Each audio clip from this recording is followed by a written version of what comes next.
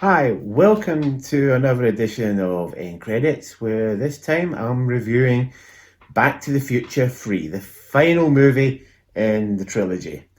Now, before we begin, just a few facts and figures, as always. The movie was released on the 25th of May 1990 with a budget of 40 million. And the gross worldwide, once it done, was 245 million. $77,583, and once again directed by Robert Zemeckis. Now, how about number 3? Well, number 3 was a much simpler tale. We weren't jumping to the future, we weren't jumping to the past, we weren't trying to avoid each other. We'd simply gone to a distant past and we were just trying to find a way to stay alive and get back to our present.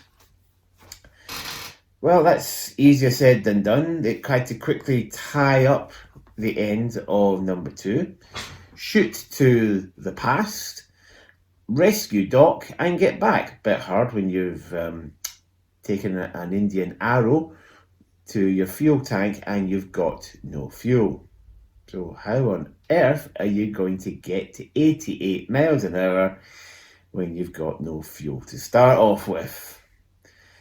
Add to that, we also find out that Doc is to die in the past because he gets shot in the back by Mad Dog Tannen. Again, played by Thomas Wilson, who's, I have to say, is pretty much almost unrecognizable underneath the beard and the hair that they put on top of him. But apparently he had a blast playing the real bad guy in this one. Chris Lloyd is back, along with Michael J. Fox, who also plays Seamus McFly, one of Marty's distant relatives.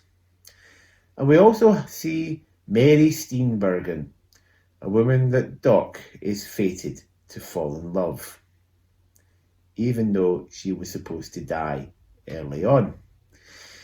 The movie itself was fantastic. It's basically set in the West, and it's fun. I have to admit, my dad probably would have been nitpicking because he was a fan of the old style westerns, but this was fun. It was a simpler tale.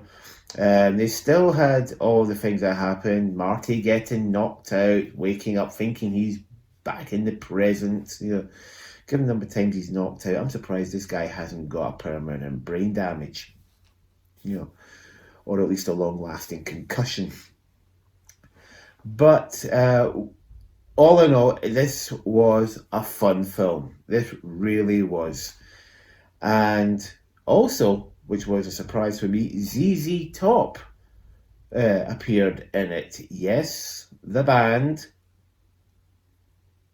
And they apparently had a fun time.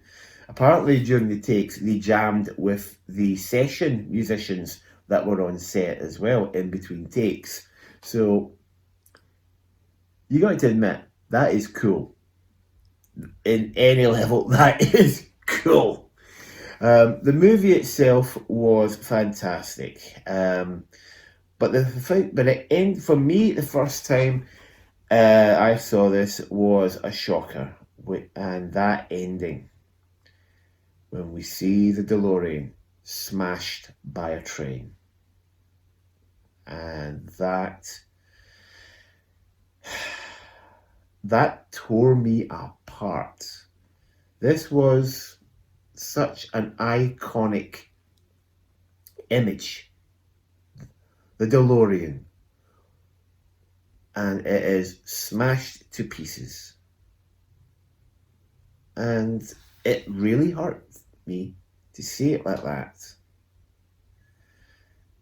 And then Doc appears in a steam engine that makes the DeLorean look old hat. But all in all, this was a fantastic movie. I had a lot of fun watching the movie. It's, as I said, it's not a series where you would just simply, you could watch it half asleep. You've got to be invested in it. And the third movie certainly was a lot easier to watch because the second movie had so much going on in between. This one was just, in a way, it was almost a rehash of the first movie, in a way. But so you didn't really have too much. The only thing that pretty much changed was, well, the setting. Instead of it being in 1950s, it was in the 1800s. So, but all in all, it's still a fun film. But and would I watch it again? Well, let's put it this way: I wouldn't be keeping this here if I wasn't going to keep it. I would have just thrown it, but this time it's staying, and it's going to stay on the shelf until I need it again.